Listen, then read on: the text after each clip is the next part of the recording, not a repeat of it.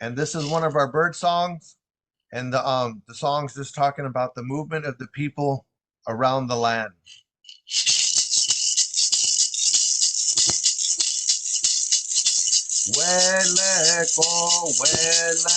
So the Salton Sea is a sea, is a water body that has come and gone for thousands and thousands of years. And this, sometimes there is a small body of water. Sometimes there is no water there. But the Cahuilla, in our oral stories, we have it collected that we remember that there was 3 events, and these events were really great and big, that the water came 3 times. And so when it came with a thunder. It came rolling. You could hear it for miles and miles away. And so the people had lived at the base of the mountain where all the springs were located. But the people that were out in the valley, they would have not had made it. They wouldn't have been able to get out of the water. It came so quick, so fast, and so turbulent. It turned over the cacti. It turned over the plants and rocks. It pushed all kinds of debris forward as it came rushing into the valley. And our valley sits where the Salton Sea is right now. It sits between a couple mountain ranges. On the south side, you have the San Jacinto and Santa Rosa Mountains, and on the north side, you have the what is it? The Chuckwalla Mountains, the the Chocolate Mountains, Orocopia Mountains, and the Salton Sea is right in the center. But then at the same time, we have the power forces of the San Andreas Fault, San Jacinto Fault, and the Salton Sea just sits right in the middle. And so it's kind of sinking over the years. But what has happened when the Colorado River would flood 100 miles east, it would, when it would have a good year, all that water would break over the natural dike and it would flow west, or it would flow to the it would just flow downward. And so in our area, it was 253 feet below sea level. And so the water would just come into that fresh water would just come into the area. And so this is what had happened over time. Over thousands of years, it would come, it would go. Um, Also, in historic times, um, much long time ago, also the Sea of Cortez went all the way up into our valley. But more recently, historic times, it was this flooding from the Colorado River, and it would just fill the entire valley. And now, I mean, it's roughly 300 square miles, but previously it was over 2,000, over, I think it was, yeah, 2,000 square miles of water. And when you look at the high marks on the land, you could see it.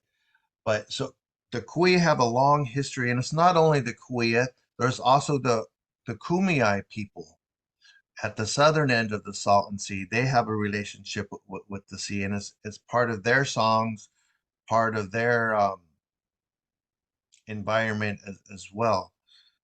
But for the Cahuilla, we knew about this place.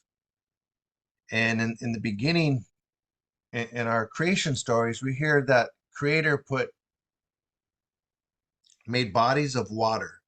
to balance the earth. After the earth was created, creators put water on the earth to balance it out. And in those water bodies, there was put in spirits that were there was good spirit and evil spirit, and these were put in all the water bodies around us. And the Salton Sea wasn't a part of one of those water bodies, but over time, as the water moved underneath from the Colorado River to the Salton Sea, there's a water connection right there. And we believe as Native people that all these water bodies are all connected spiritually through the underground spiritual highway. And so you can go in one water body and come out in another water body. And we'll talk a little bit more about that later on, Robert. But we have these stories about the water coming and going, and that's extremely important. But also around the Salton Sea, the the fresh water brought fish, and so when the when that water would stay, it stayed for a really long time. Even though it came real fast, the water would stay a really long time. We're talking hundreds of years. And so when all that fresh water came in, brought in all kinds of fish, and those fish started breeding themselves. So we collected the fish. We fished for the fish using nets, using boats. We went to the sea to gather salt when it was just a dry lake bed, and we call this area Ingelyipa, salt flats. And now, I mean, there's Kui names that also it, for the Salton Sea when the water body is there, but it was all related to the salt that was there that the ocean brought in originally. And but and that salt is a real precious commodity, and we'll reuse it for medicine. We would go gather the salt for medicine. So, and when when it would get covered up, that left us, we weren't able to go gather the salt anymore right there. So we'd have to go other places. Another place where we went though was up in Cadiz Valley. And in that valley there, you have the old dry lake bed where the salt flats are there too. And our people, we had one of our spiritual leaders, Pedro China. He was a Papaval. He was a great medicine man, and he would leave. He'd go from Palm Springs to the Cadiz Lake right there, and come up from the water in Cadiz, and he would gather the salt that was around there, and then go back home. And he used that salt for ceremony. And there's different salts for that can be used for different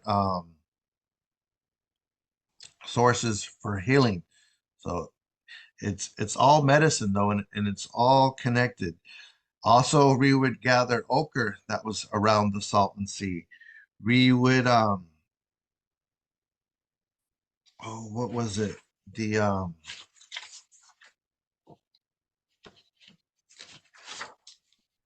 there's obsidian around the Salton Sea. We went to the Salton Sea to collect a obsidian, and there was also shells that's there. We'd also collect clay. So this area was a place of that we always went to to help our our families, to feed them, to gather materials for ceremony. Um, so we hold the Salton Sea. It's real valuable. In some of our songs that we have, we talk about the different birds along the seashore, uh, along along the shore of the sea there, and so we sing about those in our bird songs. Also, there's at the southeast side of the Salton Sea, there was three dome volcanoes. And these volcanoes, last time that they erupted was over 8,000 years ago. And that's why we have a Obsidian Butte, we have Red Hill, and then there's Mullet Island. And these are all volcanoes. And not many people know that this area that will know that there was volcanoes. But when we hear about geothermal plants harvesting the energy that's deep below the ground, it makes sense in a way. You know, that makes a relationship right there where people cannot understand that. But for us as Cahuilla people, we have stories connected to these volcanoes. Um, there's one about the Puish, the Roadrunner, and so the Cahuilla sent out the Roadrunner to go get the first fire, and nobody wanted to do it. Nobody wanted to cross that water body. No one was. Everyone was scared, and it was a long ways away. But they sent Roadrunner out that way, and he once he climbed up to the top of the volcano there, he took an ember, put it in the back right here, and just held it right there. And so then he swam back over the water and carried back that ember. And so that's for the first fire.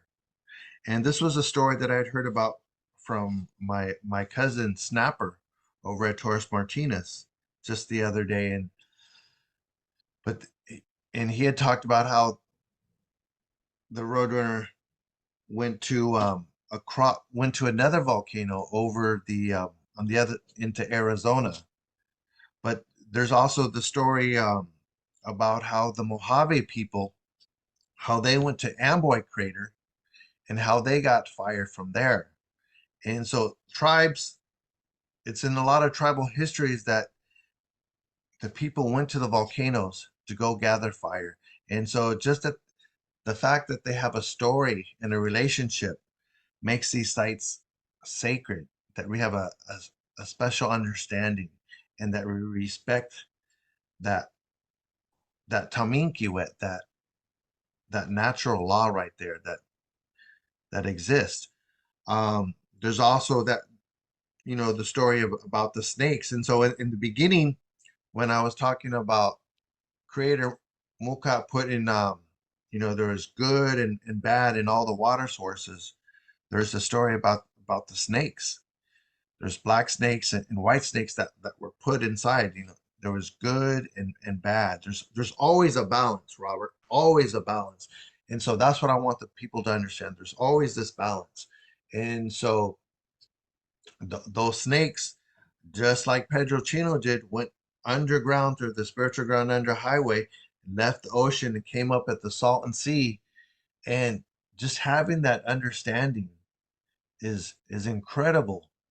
But and so when that snake came up, the people didn't like it. You know, it was a bad something bad. And so they chopped off the head. They got rid of it. And when they threw out all, you know, they cremated it and all the ashes went all over. And so some of that knowledge is there around the sea. It's in the mountains. And, you know, I mean, that's just one story, but there's places of power at all around the Salton Sea. And the Cahuilla people knew that. They understand, they understood, and we continue to understand about the geothermal energy that's there now. And long ago, the medicine people, that's where they would send their medicine people, send the ones that were in training to be medicine men. They would send them around the Salton Sea. There's specific sites there, and that's where they would go for training because of all that energy. And so those medicine men tapped into that energy, and they could use that energy to help themselves, to help um, the ones that they were training. And so to be able to do that, you would have to be able to access certain medicines, to clean your body off, because a lot of times we can carry a lot of negativity just from interacting with everyone. And so like when you would go hunting, you'd have to burn certain plants, eat certain plants to hide your human scent, to get away that all the ugliness that we carry as humans. And jealousy is a part of that. And so you'd want to get rid of all of that, consume these plants and burn them. And then you go to these places and you would be spiritually clean, and you'd be open. Your mind would be able to tap into that energy that's around there. And that energy is around the Salton Sea. And we see some of that energy today coming up as the mud pots. And I know some people say, oh, that's the CO2 coming up. But for us as native people, we see those mud pots where the sea is breathing, the sea is alive. And Albino Siva, he was our elder, and he told us that that's what it was. He said that the sea was alive, it's breathing. That's a good sign. That's what you want to see. So you see these mud flaps or mud pots, and they're directly connected to the Salton Sea. Some of the scientists, they don't say that, but they are directly connected. It's just an extension of the sea. And all those minerals that are coming up, that's medicine. You can eat that medicine, and not a lot of it, but just a little bit.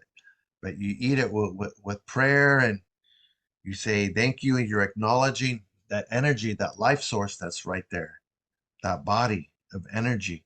And you say a prayer, you acknowledge it. And but these are places that we want to leave alone. We don't want to touch these sites because they're so sacred to us. And I had known about these sites. I had always heard about them, but I had never, and I know I could look it up on the internet and find out just where to go, but I feel, because I'm just a young man, and I needed an elder to take me to the site. And so I waited my entire life. And it was, just earlier this year when my auntie Carmen Lucas took me over there to these mud pots. And I was just mesmerized at the beauty of it, just seeing the burping, listening to it. And the land was letting us know that it was alive, it's healthy. And but also to be aware. I mean, there's all these other things that are going on around the Salton Sea. But, you know, and just thinking about it, I'm 54 right now, and I learned about these mud pots as a kid, just reading some of the books and from my dad. And dad never was able to take me over there. And so I waited, over 50 years to get to that site, because it was such a powerful site. And so to be able to wait that long, um, you you you learn patience. And so don't be so apt so quickly just to go visit all of these sites just because you can look them up on the internet. That No, you have to pray on it. You have to offer prayers and offer offerings. And that's how I was brought up. That's how I was taught. That's how my family taught me. And so to respect those natural laws. I said the Tamin Kiwet, natural law. And so that's what I've learned to do. But in just an incredible place around the Salton Sea. Lot in villages were all the way around the Salton Sea, all the way around. Sometimes when that water was visible, there was when there was a lot more water, we had villages on the north side, on the south side, on the west, and on the east. And we fished right there, we lived right there, and then that fish was traded with the people to the west, to the north, to the east, and to the south. Families were made. We had the Coco Maricopa Trail going from the west to the east, and then going from the Pacific Ocean, going through like Los Angeles, Moreno Valley, the Coachella Valley, on down in through Imperial Valley, east to the Colorado River where Blythe is, and then people would come back. And there was springs all along the site that would nurture the people, that would give the people fresh water. Um, this was just an old, historic, ancient trade route. Still parts of that trail are visible today.